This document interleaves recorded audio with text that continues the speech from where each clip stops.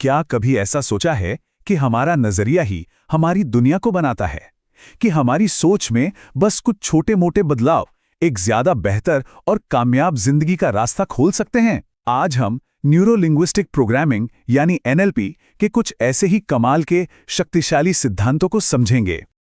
चलिए एक कहानी से शुरू करते हैं। एक माँ है, डैडी और उनकी 10 साल की बेटी मैरी, जिसको ना नखरे दिखाने की बहुत आदत थी। तो हुआ ये कि एक दिन मैरी जमीन पर लेटकर हाथ पैर पटक रही थी और उसकी माँ ने कुछ ऐसा किया जिसकी किसी ने उम्मीद नहीं की होगी। वो बेटी के बगल में बैठी और उससे भी जोर जोर से चिल्लाने और बर्तन पीटने लगी। मैरी ये देखकर हैरान रह गई और उसके नखरे तुरंत बंद हो गए। तो सवाल ये है कि ये अजीब सा तरीका काम क्यों कर गया? ये इसलिए काम कर गया क्योंकि ये एनएलपी के एक बहुत ही पावरफुल प्रिंसिपल को दिखाता है। किसी भी सिस्टम में जिस इंसान के व्यवहार में सबसे ज्यादा लचीलापन होता है, उसी का सबसे ज्यादा प्रभाव होता है। तो चलिए अब गहराई में उतरते हैं और एनएलपी की पहली चाबी को समझते हैं, हमारे दिमागी नक्शे का सिद्धांत। ये वो फिल्टर्स हैं, आप कह सकते हैं, जिससे हम सब अपनी अपनी दुनिया को देखते और समझते हैं। एनएलपी का एक बहुत ही फाउंडेशनल कॉन्सेप्ट है, नक्शा इलाका नहीं होता। अब इसका मतलब क्या है? सीधा सा मतलब है कि जो असल दुनिया है और हमारे दिमाग में उस दुनिया की जो तस्वीर बनती है, वो दोनों अलग अलग चीजें हैं। सोचिए, हमारी इंद्रियां, हमारी सेंसेस हर सेकंड लाखों बिट्स ऑफ इंफॉर्मेशन हम तक पहुंचाती हैं, लेकिन हमारा दिमाग उनमें से कुछ को ही प्रोसेस कर पाता है। बाकी सब हमारे विश्वासों, हमारे अनुभवों के फिल्टर से छन जाता है। और इसी से हर किसी के दिमाग में दुनिया का एक बिल्कुल अनोखा, एक पर्सनल नक्शा बनता है। इसका एक बड़ा मजेदार उदाहरण है बेलाडोना नाम का पौधा। सोचिए, एक बॉटनिस्ट के लिए ये क्या है? बस एक पौधा, एक फूल। एक होम्योपैथ के लिए अरे ये तो एक दवा है। और एक मर्डर मिस्ट्री लिखने वाले राइटर के लिए यही पौधा एक जानलेवा जहर है। देखा, चीज एक ही है, लेकिन दिमागी नक्शे कितने अलग अलग हैं। इसे ऐसे भी समझ सकते हैं जैसे लंदन ट्यूब का नक्शा। वो लंदन की असली सड़कों जैसा तो नहीं होता है ना। नक्शे पर स्टेशंस बस छोटे छोटे डॉट्स होते हैं, जबकि असल में वो कितनी बड़ी, रंगीन और भीड़भाड़ वाली जगहें हैं। तो नक्शा सिर्फ एक रिप्रेजेंटेशन है, असलियत नहीं। तो इसका मतलब क्या निकला? मतलब ये कि अगर हर किसी का दिमागी नक्शा अलग है, तो फिर असरदार बातचीत की असली कला क्या है?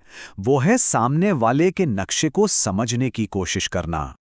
एक फिश एंड चिप शॉप की कहानी है। वहां एक आदमी आया और उसने फीडबैक फॉर्म भरने से बड़ी बदतमीजी से मना कर दिया। अब जाहिर है, दुकान का स्टाफ ये देखकर बहुत परेशान और नाराज हो गया।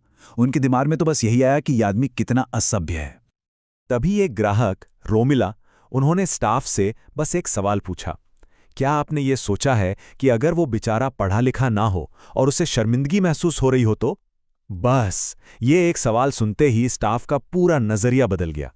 उनका गुस्सा तुरंत हमदर्दी में बदल गया। क्यों? क्योंकि उन्होंने उस आदमी के व्यवहार के लिए एक अलग दिमागी नक्शे की संभावना पर विचार किया था। कभी कभी किसी का नक्शा समझना लगभग नामुमकिन सा लगता है। जैसे एक मनोरोग अस्पताल में एक बहुत ही पढ़े लिखे अंग्रेजी के प्रोफेसर थे। उनकी एक अजीब आदत थी, वो रात में भी एक खुला छाता लेके घूमते थे। क्यों? ताकि वो मून मैडनेस यानी चांद के पागलपन से बच सकें। अब देखिए, अस्पताल के स्टाफ ने उन्हें जज करने के बजाय उनके नजरिए का, उनके मैप का सम्मान किया। और नतीजा? उन्होंने उनकी साहित्यिक बातों का आनंद लिया और इस समझ ने दोनों की जिंदगी को आसान और बेहतर बना दिया। ठीक है, तो अब बात करते हैं एक्शन की, नतीजे बदलने की। एनएलपी हमें सिखाता है, अगर कोई तरीका काम नहीं कर रहा ना, तो शिकायत मत कीजिए, कुछ और ट्राई कीजिए, कुछ अलग आजमाइए। एनएलपी की ये जो मान्यता है ना, ये बहुत शक्तिशाली है। आपके कम्युनिकेशन का मतलब वो नहीं है जो आप कहना चाहते हैं, नहीं। उसका मतलब वो है जो सामने वाले को समझ आता है, मतलब जो जवाब आपको मिलता है। तो अगर कोई आपकी बात गलत समझ रहा है, तो उसे दोष देने के बजाय ये जिम्मेदारी आपकी है कि आप अपने कहने का तरीका बदलें। प्रोफेसर एल्बर्ट मेहराबिन की रिसर्च भी इसी बात को सपोर्ट करती है। वो कहती है कि जब हम भावनाओं और एटीट्यूड के बारे में बात करते हैं, तो हमारे शब्दों का असर सिर्फ 7% होता है, सिर्फ 7%। हमारी आवाज का लहजा, टोन 38% और हमारी बॉडी लैंग्वेज वो 55% असर डालती है। इसका सीधा सा मतलब है कि कैसे कहा गया, ये अक्सर क्या कहा गया इससे कहीं ज्यादा मायने रखता है। इसकी एक बहुत अच्छी मिसाल है पर्शिया नाम की एक स्टूडेंट। उसे ना क्लासरूम में चॉक और टॉक वाले तरीके से सीखने में बहुत मुश्किल होती थी। अब कोई और टीचर होता तो शायद पर्शिया को ही दोष देता, लेकिन उसकी टीचर ने जिम्मेदारी ली। उन्होंने अपना तरीका बदला, लेसन्स को ज्यादा प्रैक्टिकल बनाया, हैंड्स ऑन बनाया और नतीजा पर्शिया सफल होने लगी। एनएलपी का एक सबसे ताकतवर, सबसे एम्पावरिंग आइडिया ये है कि दुनिया में असफलता या फेलियर जैसी कोई चीज़ होती ही नहीं है। जी हाँ, जो भी अनचाहे नतीजे मिलते हैं वो असफलता नहीं, वो सिर्फ फीडबैक हैं, एक नई जानकारी। जरा सोचिए, इन दोनों नज़रियों में ज़मीन आसमान का फ़र्क है। फेलियर का लेबल हमें अतीत में कैद कर देता है, एक डेड एंड जैसा लगता है। लेकिन जब हम उसे फीडबैक की तरह देखते हैं तो वो भविष्य के लिए नई संभावनाओं का दरवाज़ा खोलता है। वो सीखने का एक रास्ता बन जाता है, कोई बंद गली नहीं। इसका सबसे बेस्ट उदाहरण कौन हो सकता है? Thomas Edison. लाइट बल्ब बनाने की अपनी हजारों कोशिशों को उन्होंने कभी फेलियर नहीं माना। वो कहते थे कि ये तो बस हजारों ऐसे तरीके खोजना था जिनसे लाइट बल्ब नहीं बनाया जा सकता। हर कोशिश से उन्हें जरूरी फीडबैक मिला जो उन्हें मंजिल के और करीब ले गया। तो इन सभी विचारों को जब हम एक साथ लाते हैं तो एक बात साफ हो जाती है कि बदलाव के लिए जो भी जरूरी संसाधन है वो हमारे बाहर नहीं बल्कि हमारे भीतर ही मौजूद हैं।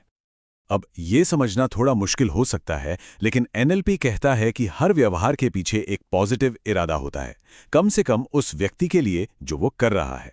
भले ही बाहर से देखने पर वो व्यवहार कितना भी नेगेटिव क्यों न लगे, इसे सेकेंडरी गेन कहते हैं।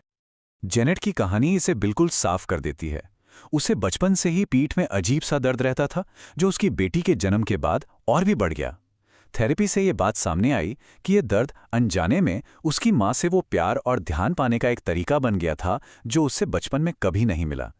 जैसे ही उसने अपनी इस असली ज़रूरत को पहचाना, वो प्यार पाने के और भी हेल्दी और बेहतर तरीके खोज पाई। और इन सब को समेटती हैं कुछ आखिरी शक्तिशाली मान्यताएं। पहली, कि मन और शरीर एक ही सिस्टम है, ये अलग नहीं है। दूसरी, हर विचार हमारे शरीर में केमिकल संदेश भेजता है। तीसरी, लोगों के पास सफल होने के लिए सभी जरूरी संसाधन या तो पहले से मौजूद हैं या वो उन्हें बना सकते हैं। और आखिर में, कोई चॉइस न होने से हमेशा एक चॉइस होना बेहतर है। चलिए, मन और शरीर के इस जुड़ाव को खुद महसूस करते हैं। एक छोटा सा एक्सपेरिमेंट करते हैं। अपने बाएं हाथ की पहली उंगली और अंगूठे से एक गोला बनाइए। ठीक है, अब दाएं हाथ से भी वैसी ही एक कड़ी बनाकर दोनों को एक चेन की तरह जोड़ दीजिए।